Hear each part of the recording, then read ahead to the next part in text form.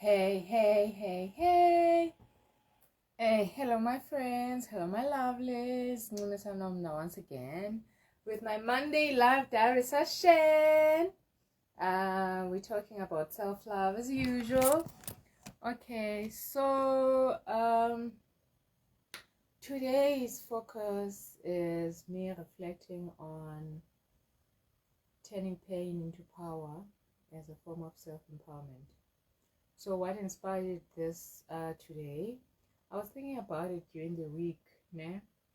I think I was thinking because last week I spoke about dating, etc., etc.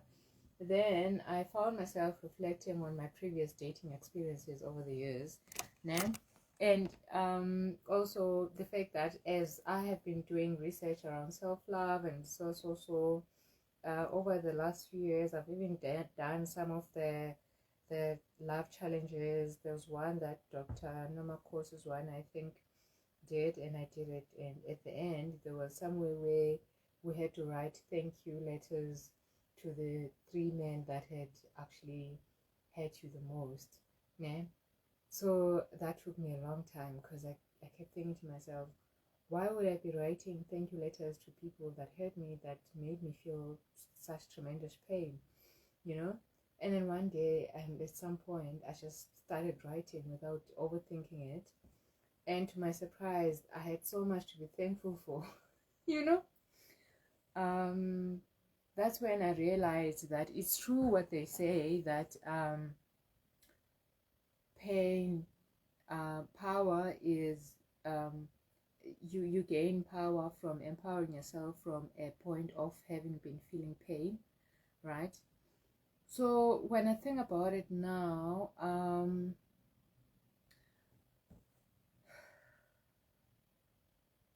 here's the thing. God makes it such that we have relationship. This is now my theory, right? God makes me meet the people that will help us grow in the areas in which He wants us to grow. Yeah?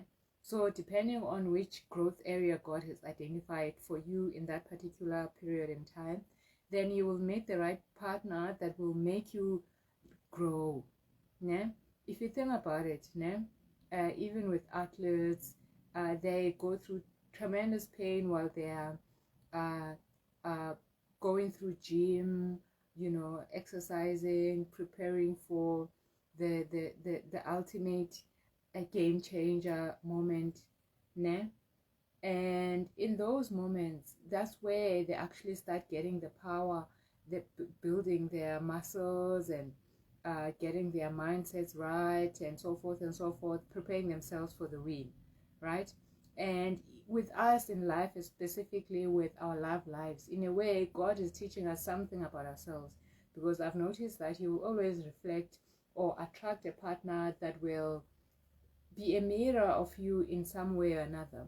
Sometimes you see all the wrong things in that person, which now makes you realize that this person is reflecting aspects of myself that I don't like, or aspects that are against my values, or any aspect that is in direct reflection of you and your positioning or perspective or something. Yeah? So when we're going through the breakups or the painful experiences, whether you're being abused by a parent or a partner, or you're just in an unhappy relationship, or whether you're having family conflicts and all those things, I firmly believe that those are meant to empower us, for us to be able to learn and withstand pain and be resilient and use that pain as motivation to empower ourselves, right? And I know this for a fact because when I did a reflection, I started realizing all the things, all the moves that I made because I was in pain and I just wanted to get out of pain, and I wanted to redirect my focus and my energy from whatever was being painful for me. I think the most pain I've experienced in my life is heartbreak, breakups and stuff. I don't think I've experienced much pain in other areas of my life. Mostly it has been like the love life, né? Hence, I was saying in my previous video that now I understand why. It's because I learned most of my lessons through partnerships. Né? I reflect on those experiences, whether it was a lover that that loved me so well and so perfectly and so right, and then he had to leave because he wasn't in his original country, and then he had to go back home, and when he came back, he couldn't get back into the country, and now I had to now go back to dating all these other people that were unlike him, because now he had set a new standard, and that was a painful process in itself. Or it was when I met a guy that I thought, oh, I think this one I'm gonna settle down with, because he ticked all the right boxes, and I was so happy and things were going so well. Meanwhile, I wasn't aware that he was busy with other shenanigans behind my back, and then one day, boom, gone. And I went through such a terrible pain. That is what led to Zeno Concepts. Okay, first, that is what led to my first blog, Mind Develop, which later evolved into Zeno Concepts. And actually, that is what led to me buying some of the stuff that I'm looking at now in my house. I had to just, it was just before my bonuses, my annual bonus. So I just took my bonus. I went crazy shopping new furniture for my home, and I still have the furniture, right? But the point I'm making is, in a way, when we are going through the painful experiences in our life, we need to start recognizing that God is trying to empower us in another aspect of our life. Then you start now doing a reflection of what is making this experience so painful. Now, if I were to turn this pain into a positive experience, what would that look like? What would be the positive experience? For example, in recent months, I found myself in a confusing time, and like the way that my life had been unfolding since I've been for the last 3 years, I'd say it changed. The circles that I had around me, they weren't there anymore.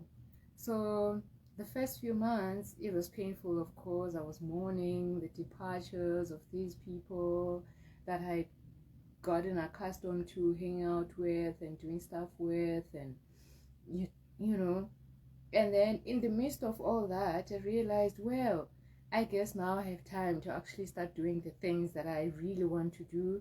I found myself journaling more. I found myself writing more. I found myself getting more dedicated in terms of looking for corporate contracts that I can dabble in for a while, which I'm always on the lookout for.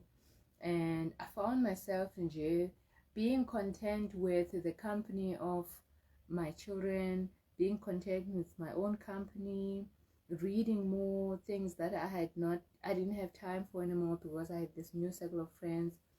So I realized that through the process of going through the pain, I remember when I was going through it last year, I think around August, that's when it really peaked. I even lost weight. I was looking so horrible. I didn't even want to take care of myself, and my family was so worried what's going on with me, but when it peaked towards my birthday, I realized that, gosh, I have so much life to live. I can't be wasting it pining over people that have departed from my life. And to be honest, it was inevitable based on the circumstances and the fact that there's so much distance now between us. It was inevitable that these ties would be cut at some point. So why are you going on and on? Why I'm reflecting on all this? I think in all of our journeys, if we can maybe stop blaming the other people for all the bad things that they've done to us and the pain that they've made us experience and all that, but rather take a step back and say, what is there for me to learn here? What have I learned here? How has this experience strengthened me? Maybe it helped you become independent, because now you could not depend on the person that you had been gotten used to depending on for so long. Maybe it just got you to think about your future as an individual, instead of thinking, oh gosh, here's my partner, we're gonna get married and live happily ever after. Now all of a sudden you're like, oh, okay, So actually, I'm an individual. I need to now think about my individual self, you know. So these are the experiences that I think we need to embrace in our self-love journey. You know, the experiences that are molding the character that becomes you. Né? I think 2 weeks ago I was retelling the story again of an attempted rape experience that I had many years ago when I was still a teenager, just after I'd written my matric exams before going to varsity. Né? That experience shaped me in so many ways, which I had not realized until when I reflected on it. First of all, I became very decisive on when I'm saying no or when I'm saying yes to a man, especially when it comes to opening my legs. And secondly, I realized that a man is always, whenever you are in the company of a man, you're always at risk that they will take advantage of you.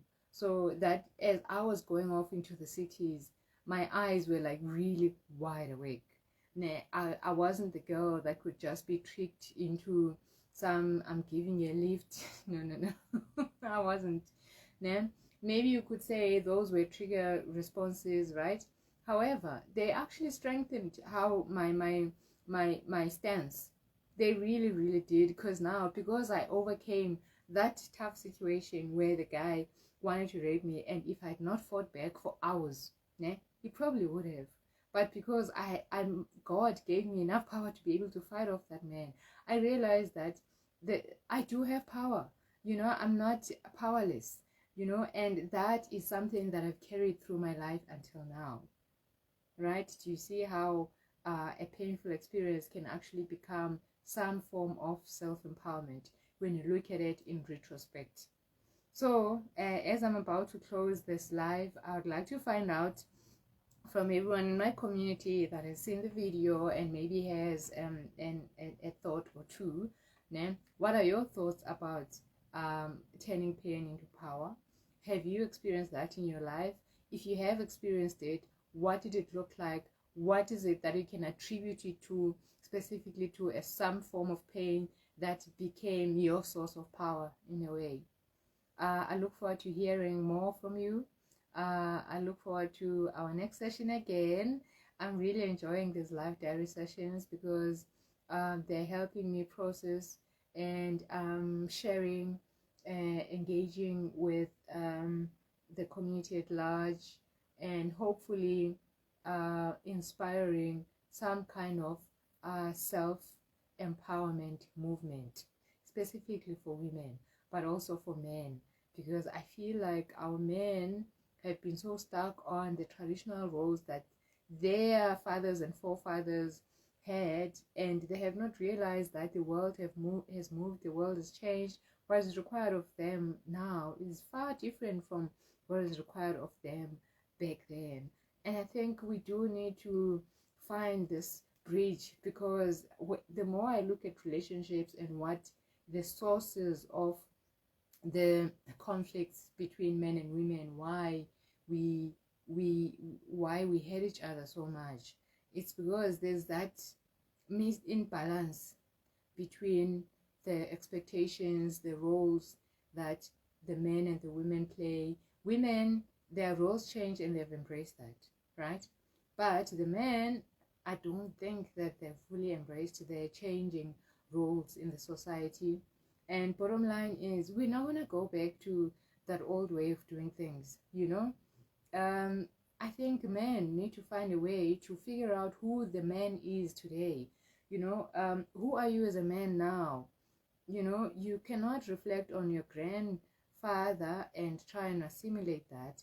Yes, there's certain core beliefs and values that you can assimilate, but how that translates into your everyday life, it has changed. You need to think about changing as well. All right, that's all. Have a lovely day. I hope this video doesn't have the cliches like the last one. My network keeps saying slow connection. I hope that everything's fine. And today I had my headphones on in order to catch the audio properly, because in my last few lives my my mouth was not matching the words, and I hate that. Hopefully that is improved this time around. Okay, see you again next time. Toodles.